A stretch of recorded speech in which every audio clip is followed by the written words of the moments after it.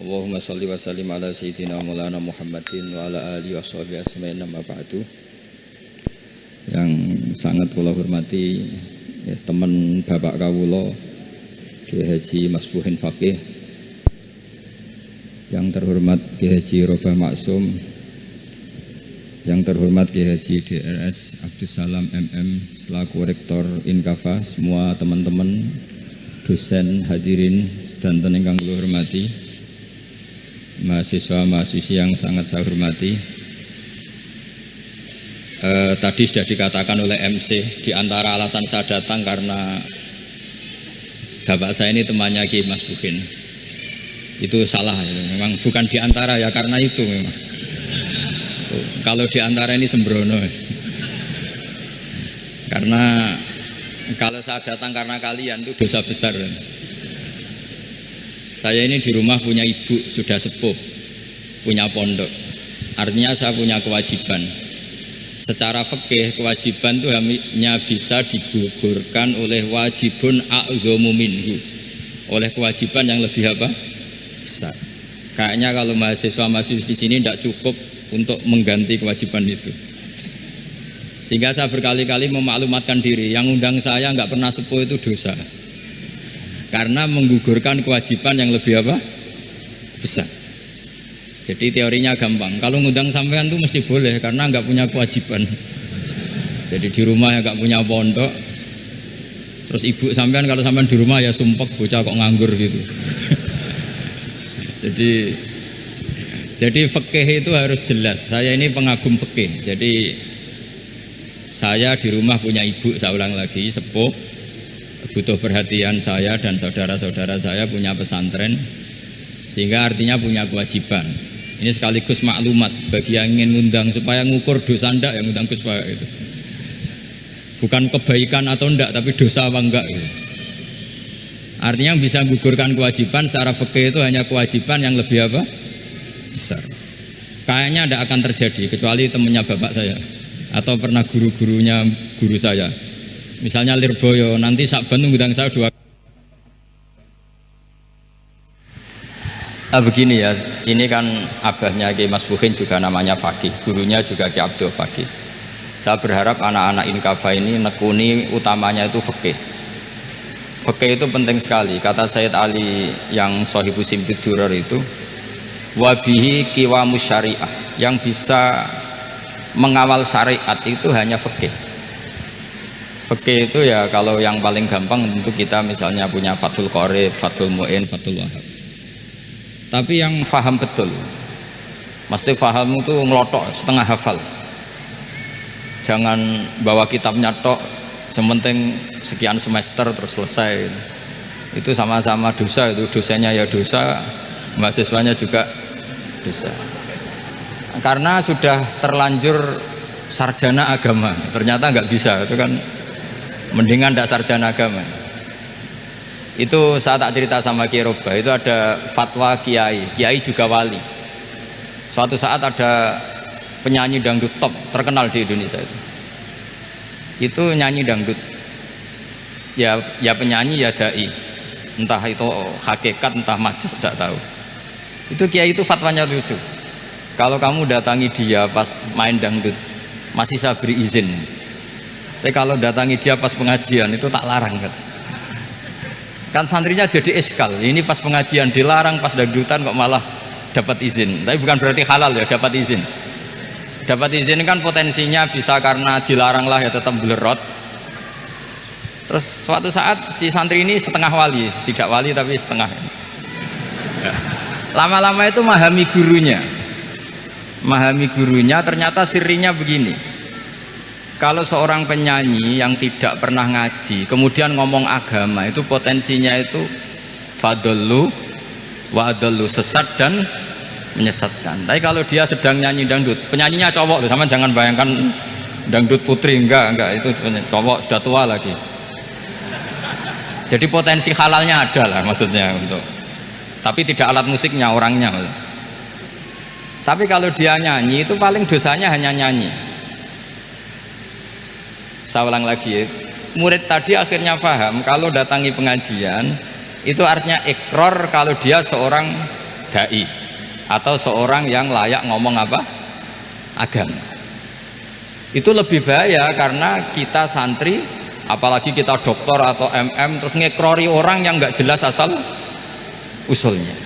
Tapi kalau nyanyi kan nyanyi saja, sehingga itu menjadi fikih. Bahaya terbesar dalam fikih adalah apa? Mengkaji fikih tidak dari ahlinya. Ya, seorang lagi ya, mengkaji fikih tidak dari apa? Ahlinya. Nah, kenapa demikian? Begini, saya beri contoh. Ilmu fikih itu tentu pertama dari Rasulullah SAW, kemudian bersanad sampai kita atau kita sampai Rasulullah. Itu ngalami sekian ijtihad yang tidak mudah. Saya beri sekian contoh. Dulu Imam Syafi'i itu sukanya sama guru yang miskin, ya, karena rata-rata santri juga miskin, jadi mesti ngidolakan guru yang miskin, karena sesama miskinnya harus berkoalisi. Tapi akhirnya gurunya Imam Syafi'i itu miskin sekali, namanya Muslim bin Khalid Az-Zanji itu miskin, Sufyan As-Tsauri miskin, Sufyan bin Uyainah miskin. Setelah ngaji di Medina itu Imam Malik itu kaya, pas itu Imam Malik sudah kaya. Setiap ketemu Imam Syafi'i dikasih uang. Sampai ketika Imam Malik itu bilang, kamu sudah alim, ilmu saya sudah habis, kamu ngaji sama yang lain. Sama siapa? Kata Imam Malik, orang yang sealim saya sudah meninggal, namanya Abu Hanifah, tapi dia punya murid namanya Muhammad bin Hasan Asy-Syaibani, kamu ke sana. Terus Imam Malik datang ke Baki. Dulu Baki itu pasar rental, ya Grab lah kira-kira sekarang itu. Mengumumkan siapa kafilah yang mau ke Irak. Kita ya Imam Malik, dibayari sama Imam Malik, ini yang antar ke Irak, ke Muhammad bin Hasan Asy-Syaibani. Imam Malik mulai ngeper, guru saya yang miskin tidak pernah nyangoni, guru-guru saya yang kaya sering nyangoni. Mulai memasalahkan kiai miskin gitu, kira-kira seperti itu, mulai masalah gitu. Setelah datang ke Irak di Muhammad bin Hasan Asy-Syaibani itu si Muhammad bin Hasan Asy-Syaibani itu kalau ngitung uang tuh di meja tamu. Jadi punya emas lantaan, punya uang, kira-kira kalau Indonesia punya rupiah, punya dolar, dihitung itu di ruang tamu. Kata Imam Syafi'i, saya dengan Imam Malik saja nggak serak, ini lebih kedonyan lagi kiai. Ngitung uang itu di ruang tamu. Terus akhirnya si Muhammad bin Hasan Asy-Syaibani ini ahlul usul, dia pakar usul. Kamu heran sama saya? Iya, kiai kok kedonyan? Dia ngomong gitu. Tapi kata Muhammad bin Hasan Asy-Syaibani, kalau kiai tidak boleh kaya, itu tak kayak wong fasik, ben gue demenan, gue mabuk. Oh jangan, nanti dipakai maksiat. Penjenengan mawon kersane digetokan, berarti kiai oleh sugih, pun angsal-angsal. Semenjak itu jadi satu fikih bagi Imam Syafi'i. Ternyata kalau mengharamkan kiai sugih berarti membolehkan yang fasik sugih. Kalau yang fasik sugih bisa dipakai i'anah alal maksiat. Semenjak itu mindset pikiran Imam Syafi'i rubah. Saking rubahnya sampai beliau berpendapat orang bisa beli Alphard, kok beli carry itu haram. Bisa jadi bupati kayak Pak Roba, kok jadi RT haram. Pokoknya gitu. Bisa keren Kak Gus Bak, kok jadi orang pendengar haram. Pokoknya haram terus. Karena dalil beliau al-Islam ya'lu wala yu'la alaih. Coba sampean ridho misalnya jadi orang Gresik dipimpin orang yang nggak sholat, ridho ndak? Ndak. Atau sholat tapi nggak bisa ngaji, ridho ndak? Ketika yang bisa ngaji berpotensi jadi bupati, terus keterusan. Karena Imam Syafi'i keterusan, ya umatnya keterusan. Akhirnya orang-orang Syafi'i itu politikus rata-rata. Ya, makanya sama jangan kaget sama Baruba. Kakak saya wakil bupati dulu. Putranya Mbah Mun ada yang wakil apa? Gubernur. Dulu Gus Wahid yang menteri agama. Itu asal usul dari perubahan fikih, mindset, cara berpikir Imam siapa? Syafi'i. Jadi dulu itu fikih ditemukan itu jelimet, ada perdebatan. Itu tidak hanya pada level ulama, pada level Nabi pun ada perdebatan. Jadi jangan kira Nabi itu tidak debat, ya debat. Nabi itu asal seangkatan itu mesti debat, termasuk debat dengan malaikat. Jadi kalau perlu ya debat sama apa? Karena malaikat itu kan lugu itu gak iso mikir. Karena kalau malaikat iso mikir bisa jadi rektor. Nanti kasihan Pak Salam gitu. Malaikat gak boleh jadi rektor. malaikat Israel itu nggak tahu etika. Jadi beliau ketika mau membunuh, mencabut nyawanya Ibrahim, datang, ya Ibrahim, saya ini disuruh nyabut nyawa kamu. Kata Ibrahim, wah kamu itu pasti salah. Kamu tahu saya siapa? Saya ini Khalilur Rahman, kekasih Allah. Masa kekasih membunuh yang dikasih? Ini nggak benar, logika itu nggak benar. Pasti kamu salah. Karena Israel itu tidak bisa debat. Ketika ditanya, hal ra'aita khalilan yumitu khalilah, masa kekasih membunuh yang dikasih? Saya ini Khalilur Rahman. Masa Allah mencintai saya kemudian membunuh saya? Itu logika agak benar. Tidak, keliru, kamu itu keliru. Israel akhirnya terbang lagi. Ya Allah, katanya logika saya ini salah. Karena masa kekasih membunuh yang dikasih? Karena Israel nggak pernah sekolah, nggak pernah sekolah, nggak bisa dia jawab. Akhirnya diajarin Allah. Dah kamu bilang gini ke Ibrahim, hal ra'aita khalilan yakrahu ayyalqa khalilah. Masa kekasih tidak siap ketemu yang dikasih? Dibalik logikanya. Akhirnya datang lagi ke Israel, kata Allah begini, masa jenengan kekasihnya tidak siap ketemu yang kau kasih? Oh ya oke, mati, gak apa-apa. Jadi ilmu itu ngalamin perdebatan. Jadi saya datang murni karena Kiai Mas Buhin, bukan karena MC. Itu dosa besar kalau saya datang karena MC. Karena saya punya kewajiban yang lebih besar. Jadi yang bisa mengalahkan adalah a'dzama minhu, yang super besar kira-kira gitu. Karena jelas ada riwayat inna min abaril birri silatar rajuli ahla wuddi abi. Ya, inna min abaril birri silatar rajul ahla wuddi abi. Di antara kebaikan yang sangat baik adalah seseorang menyambung teman bapaknya. Padahal sampean kan nggak mungkin teman bapak saya. Teman saya aja nggak mungkin, nggak level apalagi bapak saya kan. Jadi malah mohal itu. Jadi ilmu itu harus mengalami satu gesekan, karena logika itu bisa dibalik. Nah, karena ilmu itu mengalami satu gesekan, satu logika yang bisa kayak iya kayak enggak, sehingga jargon di dunia ijtihad itu begini, ra'yuna shawabun yahtamilul khata' wa ra'yuka khata'un yahtamilus shawab. Pendapat saya benar tapi mungkin salah, tapi pendapat kamu taruhannya salah dulu tapi yang mungkin benar. Jadi mustahid, kalau kata mustahid itu lucu ngomongnya, itu ra'yuna shawabun yahtamilul khata', pendapat saya tarifnya benar dulu tapi yang mungkin salah. Kalau pendapat kamu salah tapi ya mungkin benar atau mungkin bisa salah, ya tidak tahu, pokoknya mungkin benar. Nah, kenapa demikian? Begini, di luar masalah tauhid, seorang lagi di luar masalah tauhid itu tentu ada masalah-masalah yang sifatnya ijtihadiyah. Ya, saya ulang lagi, yang sifatnya apa? Ijtihadiyah. Dan ijtihadiyah ini nggak pernah selesai, karena muqtadul hal, konteks kesejarahan maupun konteks kesempatan itu tidak sama. Dulu kiai-kiai itu ngaramkan dasi, ngaramkan celana, karena yang celananan yang dasinan itu penjajah, sehingga mantasabbaha biqaumin fahuwa minhu. Tapi lama-lama kiai-kiai itu ya pakai dasi, pakai celana, ya karena dianggap sudah tidak mantasabbaha biqaumin fahuwa minhu. Ini ngalami pergeseran. Semua ijtihad itu ngalami pergeseran. Lalu pertanyaannya begini, lalu ijtihad apa Gus yang permanen? Yang permanen ya ijtihad dengan alatul ijtihad, dengan alat-alat apa? Ijtihad. Saya beri contoh misalnya begini. Nabi Musa itu yang ngalami ijtihad. Kata beliau, karena kangen Allah, itu ingin melihat Allah karena kangen. Rabbi arini anzur ilai. Qala lan tarani walakin anzur ilal jabal. Ya sudah, namanya orang kangen ya ingin melihat, ya sudah gitu aja. Sehingga ahli ilmu kalam itu berdebat. Kalau kata ahli sunnah, karena Nabi Musa minta ingin melihat Allah, berarti melihat Allah itu jaiz, mungkin. Karena Nabi gak boleh bodoh meminta sesuatu yang mohal. Maka antipatinya ahli sunnah terhadap pendapat Mu'tazilah itu antipati. Karena menurut pendapat Mu'tazilah Allah itu qadim, Allah itu laisa kamislihi syai'un, sehingga gak bisa dilihat.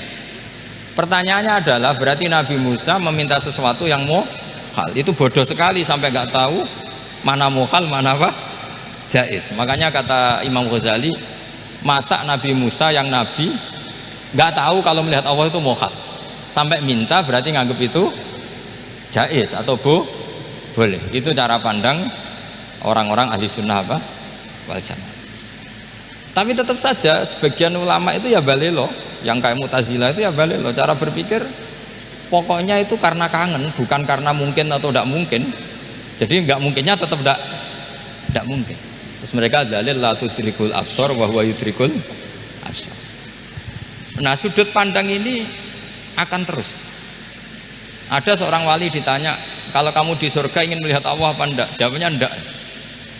Kenapa aja? Kasihan Allah. Terus kenapa aja? Unazzihu dzalikal jamala an nadzari misli. Saya tidak ridho Allah yang hebat, yang keren, kemudian sing delok di rumah aku wong gresik. Koyok gak ngergani pangeran. Sebenarnya sing delok Allah ben golongane Nabi Muhammad, Nabi Ibrahim, kowe ora usah ngilangi keren maksudnya itu. Jadi ada ulama itu jadi wali kalau sholat itu karena di soft belakang, tapi jangan ditiru. Itu kan gak lazim ya, lazimnya kan afdhalus sufuf as-saful awal. Ketika ditanya kenapa kamu kalau sholat di belakang, cek GR koyok wani suwan pangeran gue ngarep, aku sungkan dadi gue gurih lagi. Kalau sampean kan karena males, bukan karena sungkan. Jadi itu artinya rasa ya. Makanya nggak bisa, nggak ada ijtihad itu tidak mungkin karena perasaannya orang itu beda-beda. Itu Sayyid Abdul Al-Haddad itu kalau ngendikan masyhur, man da'a li dzalimin bil baqa faqad ahabba yu'sawwa fi ardi. Orang yang mendoakan orang fasik masih hidup, gak mati-mati, itu berarti suka kalau Allah dimaksiati di buminya. Wong fasik kelakuannya rak maksiat, nak mbok dongakno mari, itu berarti kamu ingin Allah didurakani terus menerus karena si fasik masih hidup. Tapi kalau Abdul Hasan As-Sadili cara ngendikan gini, kalimatnya persis. Man ahabba alla yu'sawwahu fi ardi faqad ahabba alla tadhharu maghfiratuh. Orang yang ingin dunia ini steril, gak ada maksiat, maka sama saja berkeinginan tidak melihat luasnya maghfirahnya Allah. Sama-sama wali besar, tapi cara pandang hubungannya dengan Allah seperti itu. Jadi mau tidak mau, istihad itu mau tidak mau. Makanya tidak usah dipertentangkan misalnya cara berpakaian, cara apa, yang penting sesuai aturan Islam ya sudah. Karena ini urusan rasa. Urusan apa? Rasa. Itu Syekh Hasan Basri itu sering jagongan sama Robiah Hadawiyah. Itu secara fikih salah. Tapi pas itu ulama fikih ditanya, kenapa Anda tidak komentar terhadap dua wali besar yang sering ketemu? Andai kan semua santri seperti itu akan saya halalkan, kata. Karena nggak mungkin punya nafsu. Sehingga fikih dulu memang masih asli. Kamu lihat di takrib misalnya, lelaki melihat perempuan itu nggak boleh kecuali sekian alasan. Termasuk boleh itu li taklim karena mengajar, atau lil muamalah. Lah ini yang mulai masalah. Ada warung kopi, penjaganya cantik, santri-santri ngopi, ini lil muamalah itu kan kasus itu. Mau disalahkan tuh ada takbirnya, mau dibenarkan ini jelas fasik kan, jelas fasik. Maksudnya sudah fasik sebelum itu ditambah itu, jadi fasiknya permanen. Nah pertanyaannya adalah, kalau kamu ngajar mbak-mbak kemudian hafal yang cantik yang enggak, itu taklim lin nazar apa nazar li taklim? Itu taklim apa modus? Makanya kalau ngopi cari bakul yang cantik, itu muamalah untuk nazar apa nazar untuk muamalah? Loh, kalau saya ngopi dengan kirobah pasti halal. Karena begini, berjalan saja bareng capek, nggak tahu itu warungnya siapa, terus berhenti ngopi, kebetulan bakulnya cantik. Nah itu mungkin halal karena kan saya tidak milih-milih, ingin ngopi kebetulan bakulnya cantik. Kalau kamu kan nggak apal daftarnya. Wah itu mesti haram itu mesti haram itu. Karena berarti kan kamu menjadikan ngopi ini modus. Gue jagani nak takok pangeran, lo kok nazar muamalah Gusti muamalah. Itu mesti modus. Maka fikih itu harus dikawal oleh tasawuf. Kalau ndak, semua hukum fikih bisa diakalin. Makanya Imam Bukhari punya satu bab namanya Kitabul Khiyal, bab mengkhilaf fikih. Beliau itu antinya sama Abu Hanifah itu luar biasa. Nggak ada ulama dibenci Imam Bukhari kayak Abu Hanifah. Masyhur itu. Untungnya beliau nggak menangi Abu Hanifah. Kalau menangi geger terus ya. Bisa bahsul masail terus ya. Itu Abu Hanifah itu ulama yang suka khilah. Khilah itu ngerekayasa hukum. Misalnya begini, saya ini puasa agak lemes, ujian agak lemes, apalagi kiai serapati di duit, santri beling-beling lemes gitu. Apa mangan ini kan, wah poso-poso kok mangan kan gak keren. Supaya saya bisa makan dan halal, saya bisa ngajak Kiai Robai ya jalan-jalan, jalan-jalan nyari yang jarak 2 marhalah, ya sudah. Terus bisa makan. Kalau ditanya Allah kok makan, musafir. Jadi bolehkah insya'us safar menciptakan pergi demi untuk supaya boleh iftar? Boleh enggak cara jenengan? Coba kok enggak boleh, alasannya apa? Kan pergi. Perginya juga enggak maksiat. Itu khilaf. Tapi Sayyid Muhammad, Abu Ya Sayyid Muhammad, Muhammad bin Alawi, Sayyid Muhammad itu membela Abu Hanifah, artinya membela jangan semua khilaf itu diharamkan. Karena itu cara, saya ulang lagi, karena itu cara untuk mengawal bahwa hukum Allah itu luas. Karena kalau nggak ada khilaf itu ya kita kesulitan. Kita kesulitan. Misalnya begini, ini penjelasannya, makanya kita harus sering mendengar. Saya itu dulu masih sangat fikih itu protes, kenapa ada poluan polisi wanita? Itu kan pekerjaan cowok ya, pekerjaan pria. Tapi setelah mendapat penjelasan dari polisi itu alasannya masuk akal, Gus. Kadang-kadang orang nakal itu menyembunyikan narkoba itu di alat wanitanya. Itu kalau semua lelaki polisi kayak jenengan itu kan masalah itu. Sehingga memang harus ada polisi wanita karena sebagian pengedar narkoba itu perempuan dan menyembunyikannya di tempat itu. Kalau semua polisi cowok kan nggak kebayang. Sehingga kita akhirnya mendengar membolehkan polisi itu wanita. Ada wilayah yang harus wanita. Begitu juga ada pertanyaan, kenapa sih dokter kandungan itu cowok? Saya punya banyak santri yang muhibin saya itu dokter kandungan. Tak tanya, kamu itu kok cowok kok jadi dokter kandungan, kan pekerjaannya seperti itu. Dia jawabnya lucu, dari 10 yang tes jadi dokter kandungan itu yang cewek itu lulus 2, yang cowok lulus semua. Karena ketika cewek dites melihat ketuban pecah darah itu langsung pingsan. Sehingga yang secara psikologi dablek itu kan memang lelaki. Jadi roh wongnya sewakit santai. Kadang nggak lahir-lahir dinteni nang jopo rokokane santai. Itu kalau cewek yang jadi dokter kandungan itu nunggu jam 11, jam 4 sudah pingsan. Nah ini cerita, bukan berarti saya menghalalkan, enggak. Kita harus mendengar, saya ulang lagi, kita harus apa? Dan itu setelah mendengar itu nanti jadi disiplin ilmu, yaitu namanya fikih. Saya berkali-kali cerita di mana-mana cerita, fikih itu harus dievaluasi. Karena ini masalah furu'iyah. Saya berkali-kali cerita di mana-mana cerita. Hukum berteman orang fasik gimana? Pasti orang jawab haram karena takut ketularan orang fasik. Tapi kalau dibalik, hukumnya bina orang fasik gimana? Ya baik, umatnya Nabi bisa bina kalau berteman. Kamu bisa bina orang fasik tanpa berteman? Gak bisa. Jadi kalau dibalik, hukum berteman orang fasik gimana? Haram. Hukumnya bina orang fasik baik, bisa bina kalau berteman. Berarti berteman orang fasik ya terus nanti pada level lapangan sih gampang. Kalau yang soleh membina yang fasik dan yang fasik ketularan yang soleh, maka ternyata baik. Kalau yang soleh ketularan fasik ya berarti ternyata buruk. Tapi kan hukum masa nunggu kenyataan, kan jadi nggak hukum. Di mana-mana hukum itu kan ada asumsi, karena ini masalah ijtihad. Nah itu yang dilakukan para ulama kita. Jadi sampean harus mengkaji fikih secara detail, karena tidak hanya kita yang khilaf. Nabi-nabi juga khilaf dalam menentukan dakwah ilallah. Wali-wali kita kayak Abdul Hasan Asyadili sama Sayyid Abdul Al-Haddad itu juga khilaf. Imam Ghazali ya khilaf. Imam Suyuti itu kalau ketemu Al-Qastolani itu saling tidak nanya, saking nggak cocoknya, masyhur itu. Jadi ulama ya ora cocok. Bedanya nak saiki perkara partai.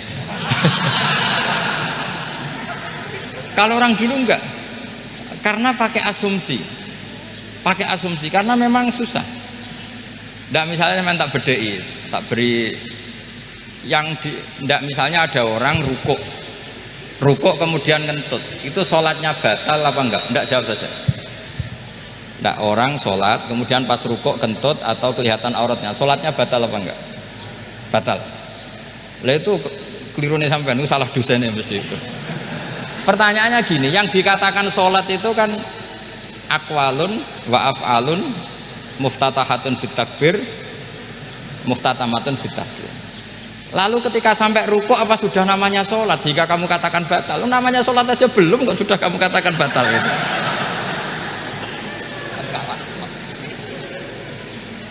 Iya kan? Jadi kalau aku mau sholat pas rukuk ngetut batal atau ora? Mestinya jawaban yang benar, ya ora sholat jadinya gitu. Karena kalau dikatakan sholat, definisinya harus sampai salah. Tapi kan kita nggak mungkin ngomong seperti itu, kan dianggap majnun. Padahal itu yang benar, yang punya kecerdasan. Nah makanya pertanyaannya, fikih itu ngikuti bahasa awam apa bahasa istilah? Kalau ngikuti bahasa awam ya kayak tadi, sholat kok pas rukuk kentut maka batal. Sebenarnya yang batal itu sholatnya apa rukuknya? Nah makanya terjadi perdebatan. Kalau yang pakar-pakar usuli itu salah istilah itu nggak mau. Saya ulang lagi, kalau pakar-pakar usuli itu salah istilah itu nggak mau. Terus misalnya tak beri contoh lagi, kalau imam itu sudah salam pertama itu yang rukun kan salam pertama, berarti setelah salam pertama imam sudah keluar dari sholat apa belum? Sudah kan? Yakin? Ya sudah. Sekarang sama tak bedai. Lalu makmum itu kesunatan langsung berdiri apa nunggu imam salam kedua? Enggak, jawab saja. Nunggu salam kedua kan? Itu kriminalnya sampai dalam sufi itu. Kriminalnya begini, berarti Anda membolehkan makmum bergantung sama orang yang sudah tidak sholat. Kata kamu setelah salam pertama dia sudah tidak sholat, berarti kamu menginstruksikan makmum berhubungan dengan orang yang sudah tidak sholat, karena sudah keluar dari sholat ketika salam pertama. Kalau kamu didebat gitu gimana jawabnya? Pusing kan? Berarti robtul makmum bisolatiman sing wis laisa fi sholatin, berarti menggantungkan sholat sama orang yang sebetulnya sudah tidak sholat. Ada yang jawab, sebagian ulama fikih tetap disunatkan menunggu salam kedua, karena salam kedua itu masih paket meskipun tidak rukun, dia paketnya selesai. Tapi selalu pertanyaannya gini, lalu setelah salam pertama itu imam masih sholat gak? Udah sampai pernah dijawab toh? Nah ini pentingnya bodoh, gak mikir. Jadi makanya bodoh itu barokah karena gak mikir. Jadi soalnya Rabbana ma khalaqta hadza batila. Sing bodoh ya barokah, sing pinter ya barokah. Sing ra barokah itu maksiat. Wis ora ono barokah blas. Maka kan fikih itu seperti itu. Jadi ada disiplin, di situ ada disiplin ilmu. Yang kadang kita tidak cocok.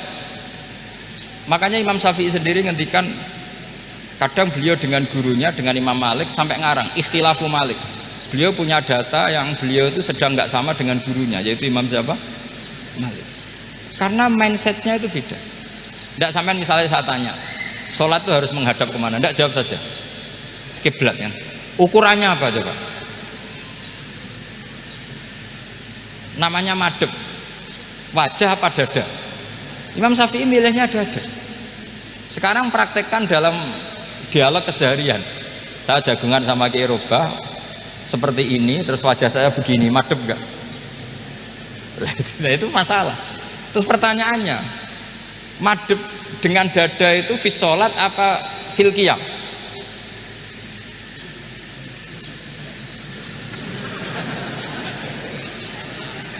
Loh enggak, kalau fis sholat pas sujud dada kamu madhep mana coba? Kamu enggak pernah mikir kan?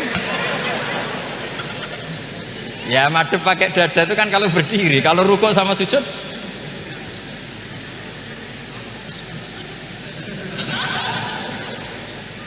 Lah itu ulama itu jelimet gitu. Makanya jarang yang menekuni profesi ulama itu. Menekuni proposal banyak karena memang susah. Jadi ulama itu orang yang cara berpikir sudah aneh. Sehingga mereka detail. Maksudnya menghadap itu apa ukurannya? Ukurannya kalau berdiri ya dada, tapi nggak bisa kamu katakan at-tawajjuh bisodri, aturan dalam sholat, fikuli sholat. Pertanyaannya lah kalau rukuk sama sujud, dadanya menghadap kemana coba? Maka itu ilmu yang sudah jelimet.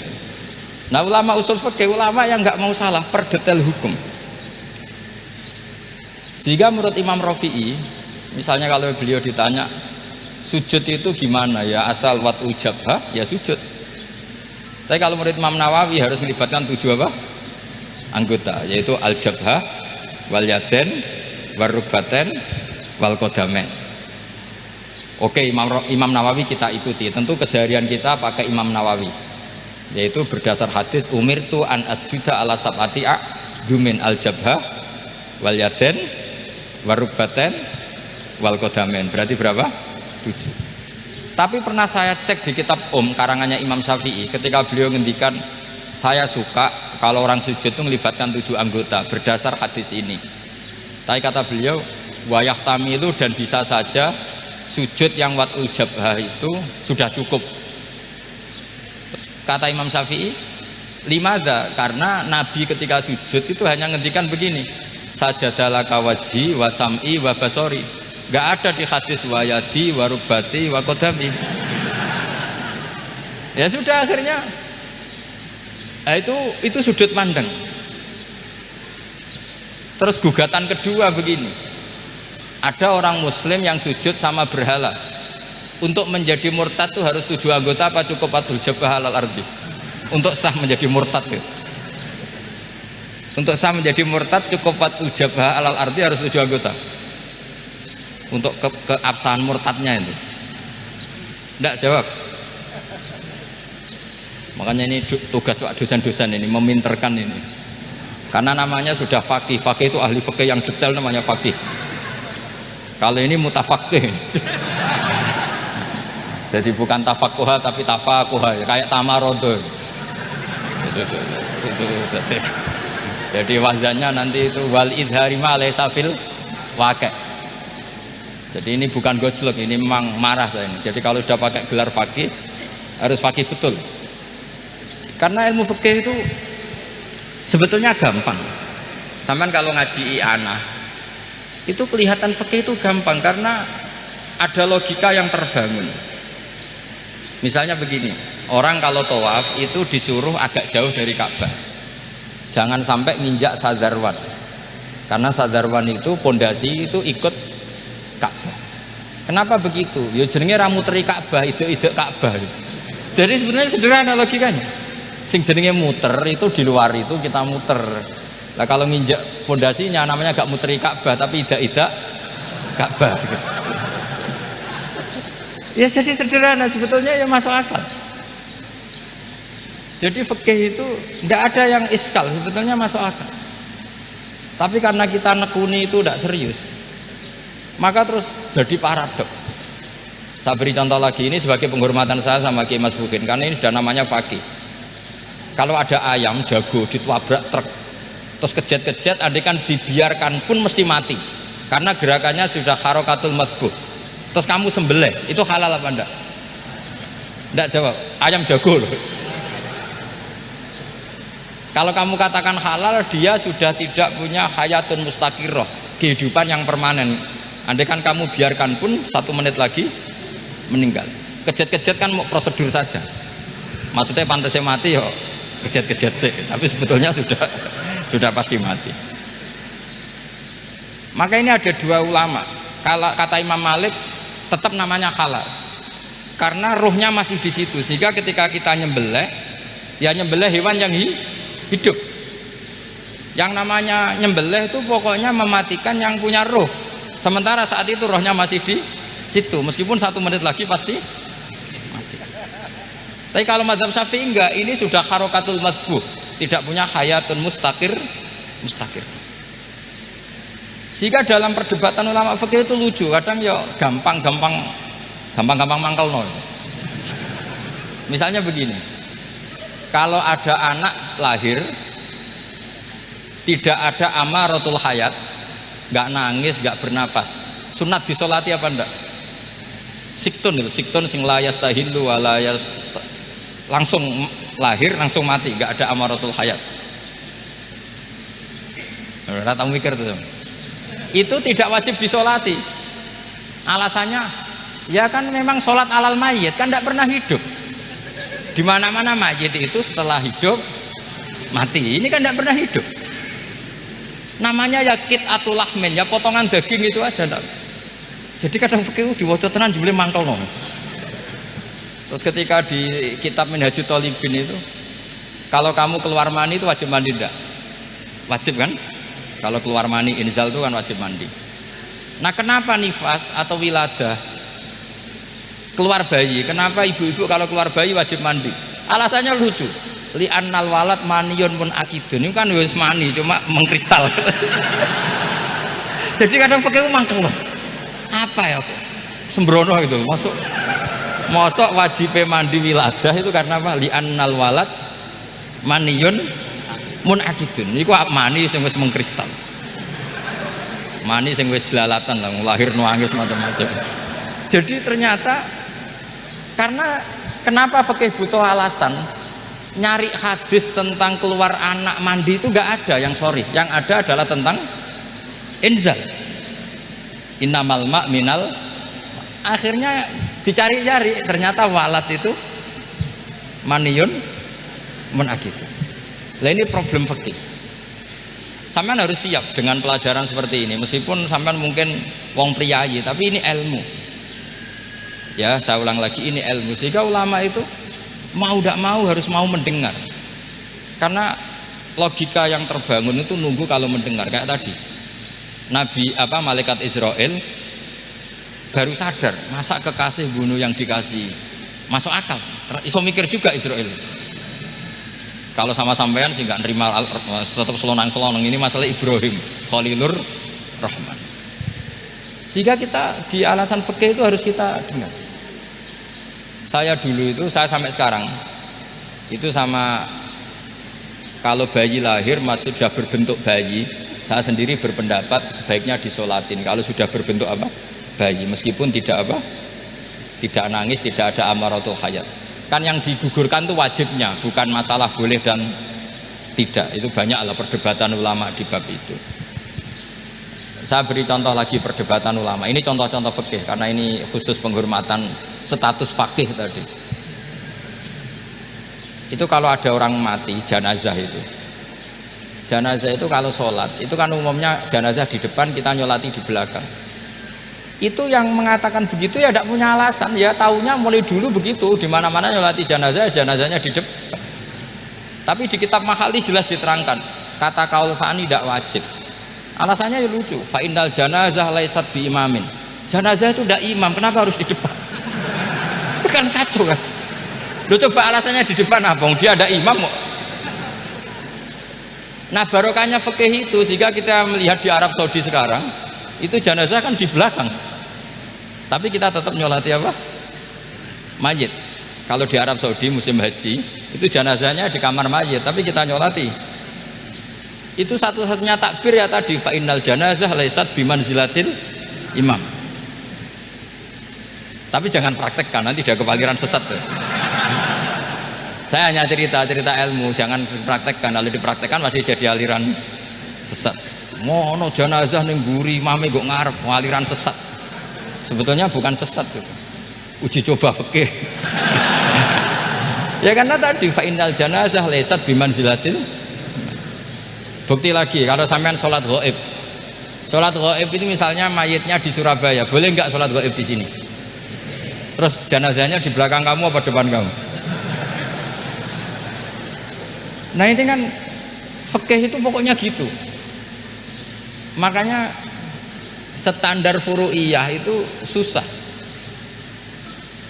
Karena perdebatannya itu mirip-mirip, kayak iya, kayak tidak, kayak.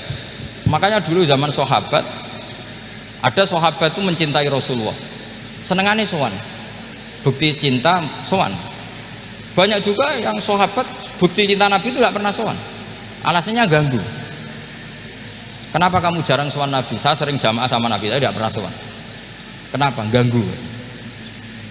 Biar Nabi kalau di rumah sama anak istrinya, saya tidak mau ganggu. Makanya saya termasuk kiai yang gak pati seneng disowani. Karena ya itu tadi. Kalau mulang seneng saya, kalau disowani biasa saya. Kalau kiai roba itu nilai, nak pernah sepuh jadi rasuan nilai. Jadi beda. Saya sering ditilii kiai-kiai sepuh. Tapi bahasanya tentu tidak sowan, tapi nopo nilai. Kalau sowan itu banyak. Ketika Rasulullah wafat, itu separuh sahabat hampir mayoritas, ya Rasulullah, kita semua ingin kita dulu yang meninggal karena engkau begitu penting. Maka jangan meninggal dulu, kita yang meninggal. Kalau kita yang meninggal itu nggak apa-apa, tapi kalau engkau penting jangan meninggal. Tapi ada saja sahabat, lah tidak seperti itu. Saya suka Rasulullah meninggal dulu. Alasannya masuk akal. Biar Allah menyaksikan saya kama usaddikuhu hayyan usaddikuhu maitan. Allah biar menyaksikan saya iman kepada Nabi ketika masih hidup, dan saya buktikan setelah mati pun, setelah meninggal pun, setelah wafat pun iman. Jadi ternyata baisnya itu supaya orang tahu bahwa iman kita kepada Nabi itu iman yang super, sehingga ketika beliau sugeng ya kita iman, setelah wafat juga kita iman. Kai usaddikuhu maitan kama usaddikuhu hayyan, supaya saya mentasdikkan beliau setelah meninggal sebagaimana kita mentasdikkan beliau saat masih hidup. Dan ternyata Allah ridho dengan perkataan sahabat itu. Kenapa Allah ridho? Karena menjadi pelajaran bagi orang-orang yang ditakdir gak menangi Rasulullah SAW. Tetap mereka iman. Jangan kayak setan itu kurang ajar betul kalau iblis itu. Masyhur itu, iblis itu nangis-nangis neng Nabi Musa. Iblis itu takutnya sama Allah itu luar biasa, sampean kalah.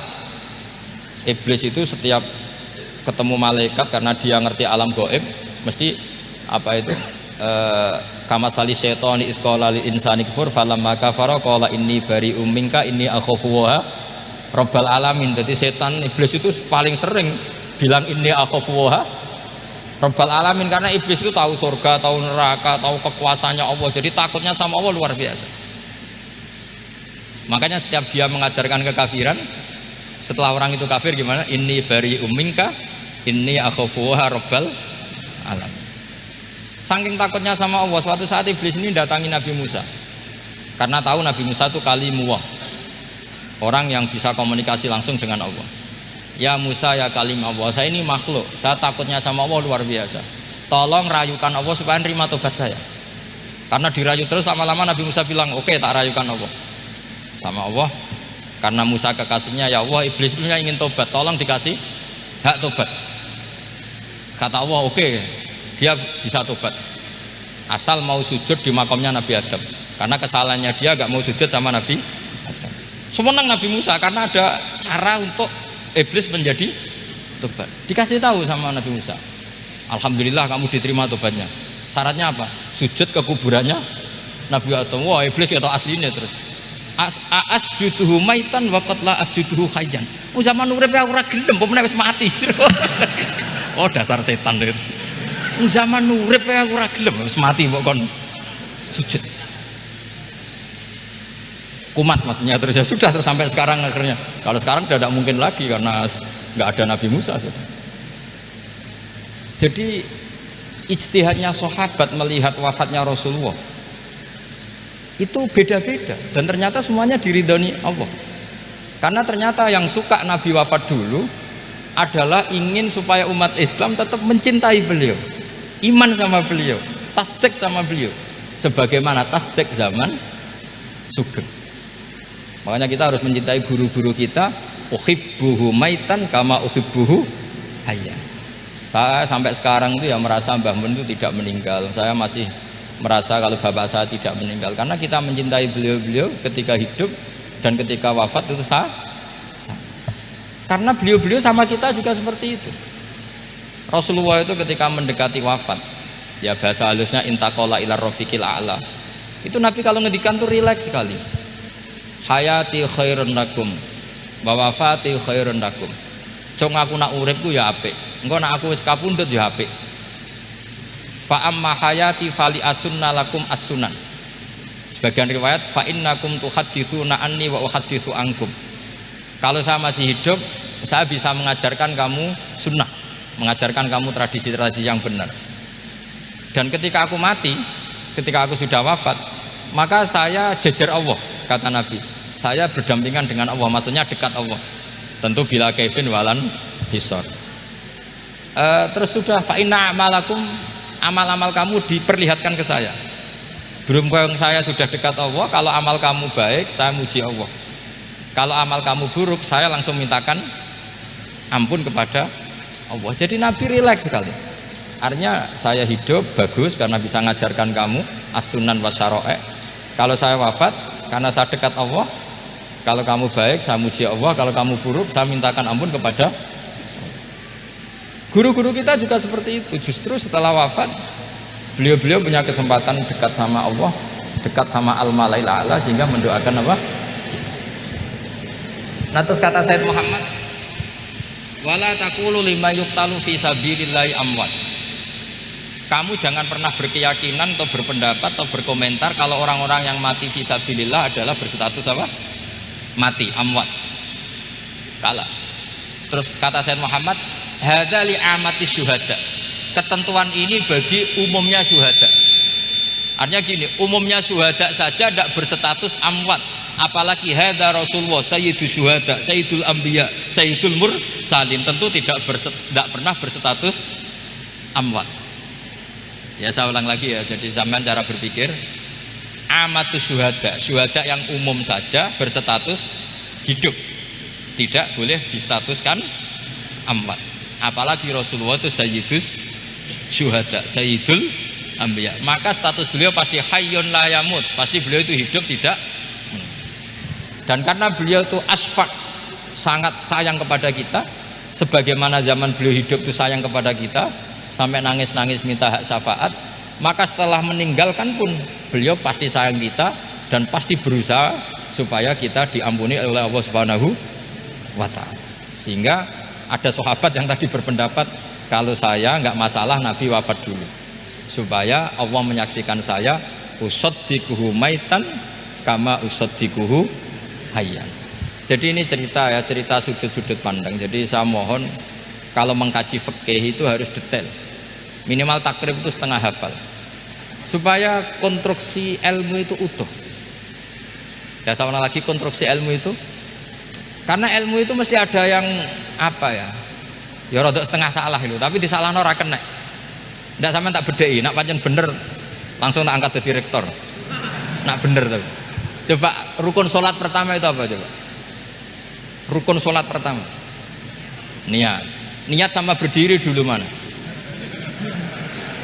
Ayo niat dulu baru berdiri, apa berdiri dulu baru niat? Berarti niat sama berdiri dulu mana? Rubah kan? Artinya kita mau bilang tartib urutannya niat, berdiri, takbir, gak bisa. Yang dikatakan niat itu apa? Qasdus syai' muqtaronan bifi'lihi. Berarti niat sama takbir harus bareng apa urutan? Bareng. Terus dengan qiyamnya urutan apa bareng? Bareng apa urutan? Loh enggak, kalau urutan berarti takbir dulu, duduk, baru berdiri.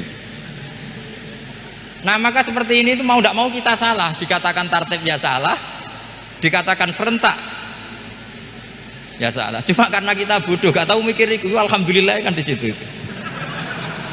Lo coba niat sholat, niat takbir qiyam dulu mana?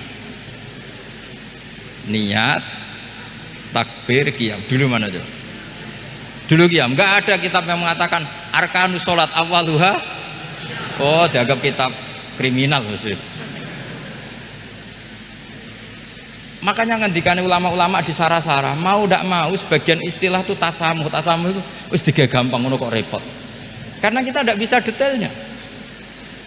Coba misalnya puasa. Puasa Ramadan itu wajib apa? Tabyitun niat, nginepno niat. Sing darane nginep itu umure lama apa enggak? Lama kan? Sekarang sebelum 2 menit kamu baru niat, sah apa enggak? Sah. Itu sempat nginep apa enggak 2 menit itu? Enggak sempat kan. Jadi ilmu itu makanya kata ulama-ulama pokoknya ilmu itu mesti ono unsur tasamuh. Tasamuh itu ya digawe gampang. Apa? Digawe gampang. Misalnya Imam Syafi'i berpendapat mashu ba'dir roksi, itu kata beliau walau sa'rotan fi hadir roksi, meskipun satu rambut asal masih di wilayah kepala, tapi kalau rambut itu dikeliwir dibasuh di sini nggak sah karena sudah keluar dari batas apa kepala. Imam Syafi'i cara berpikir kan ya ngene iki jenenge basuh sirah, tapi cara Abu Hanifah enggak, ya enggak, yang namanya megang kepala itu ya minimal 1/4 lah. Masa gitu dikatakan megah? Lalu ulama usul fikih itu berdebat. Sesuatu itu sesuai masodaknya. Masodak itu yasduku alaihi kadza, yaitu ini tadi saya cerita ke Ibu Khen tentang ngaji Jamul Jawame. Ini ilmu yang di Jamul Jawame. Sesuatu itu ukurannya mayasduku alaihi kadza apa dengan takrif definisi. Misalnya gini, sholat itu batal dengan makan. Kalau kamu sholat makan batal nggak? Nggak, jawab saja. Batal. Itu satu upo apa satu piring? Nggak, jawab saja. Satu upo sudah batal. Sekarang bab makan di ngurmat tamu. Cong tamuku keimangan. Iku sak upo apa sak piring? Lah ini kan tidak fair, di bab tamu makan satu piring tapi di bab sholat satu upo. Maka pertanyaannya, lalu penamaan sesuatu itu berdasar masodak mayasduku alaihi ismu kadza atau berdasar uruf?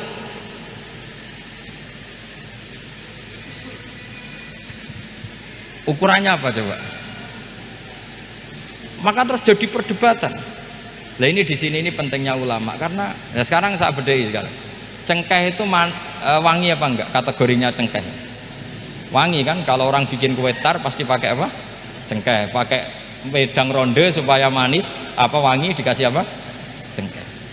Nah itu saya berkali-kali cerita, pernah mau dipikirkan orang Islam itu nggak boleh rokok karena dianggap pakai apa? Mewangi, karena ada apa? Cengkeh. Tapi terus didebat, kalau gitu berarti orang Jumatan sunat rokok karena Jumatan disunatkan pakai pewangi.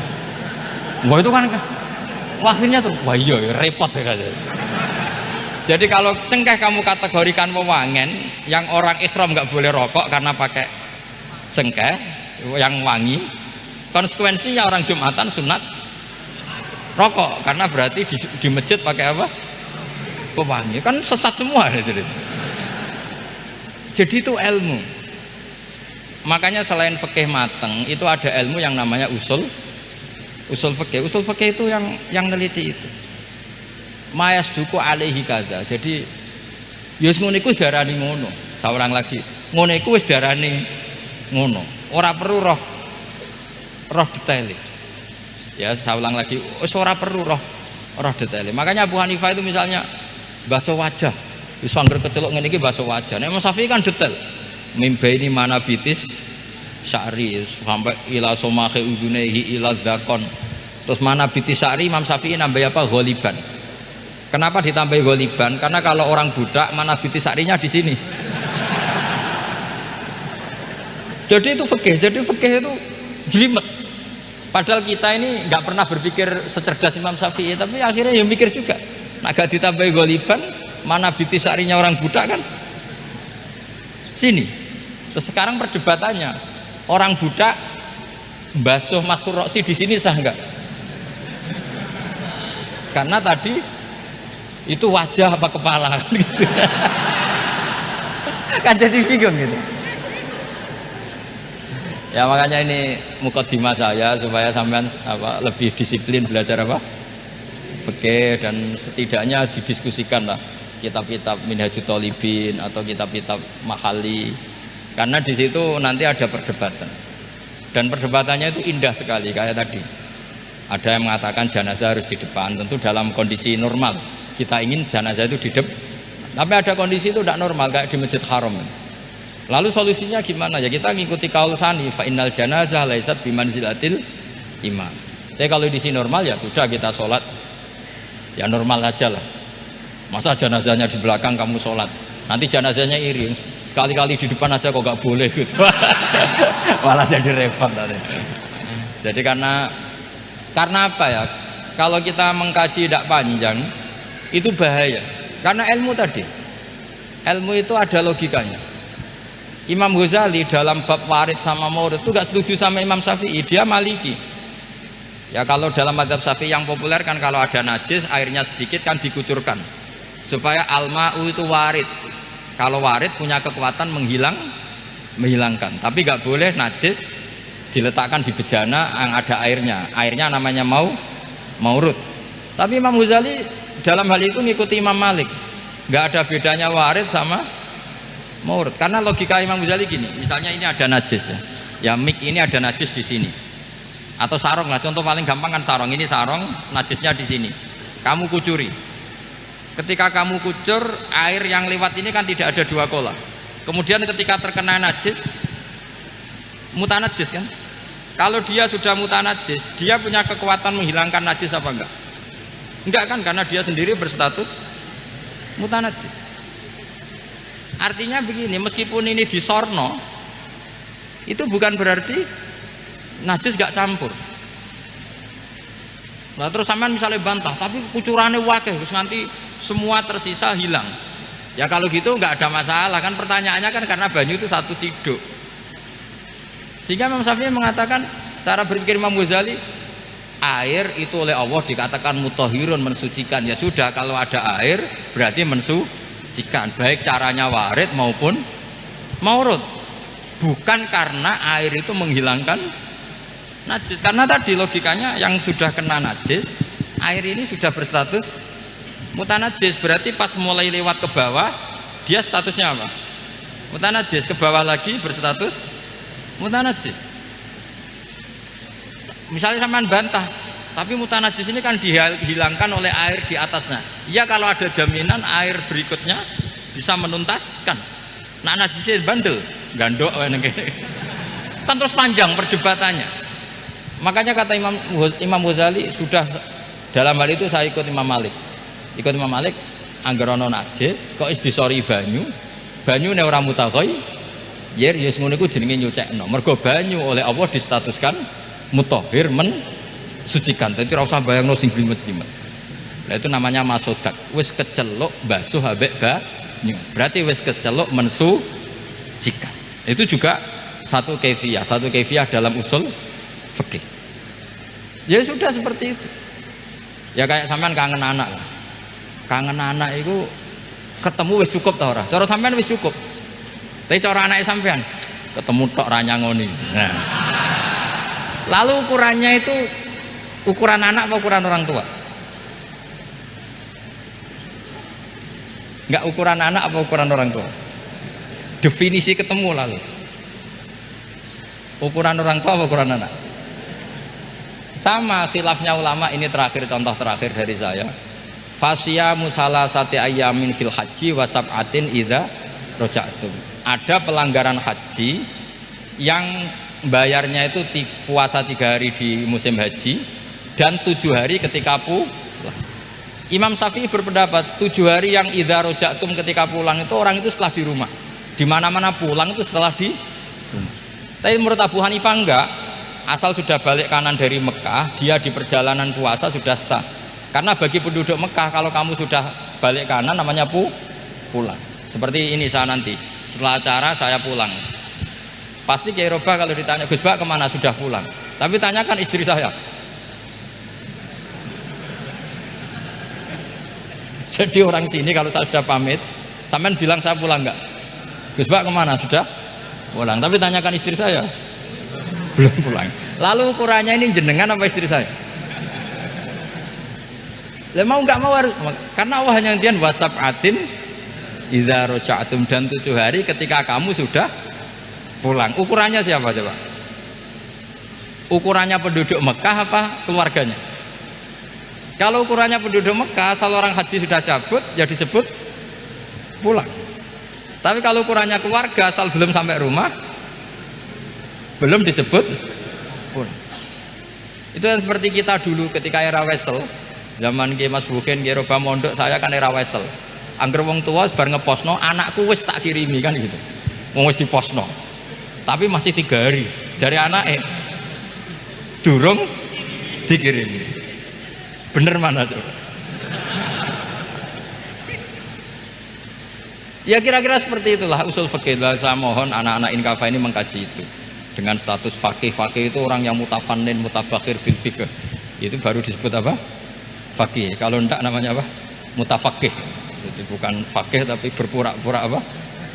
Berpura-pura ahli fikih. Ya, tentu sekolah ini bukan diciptakan untuk yang berpura-pura fikih, tapi memang benar-benar apa? Fakih. Ya, saya kira demikian. Mohon maaf. Assalamualaikum warahmatullahi wabarakatuh.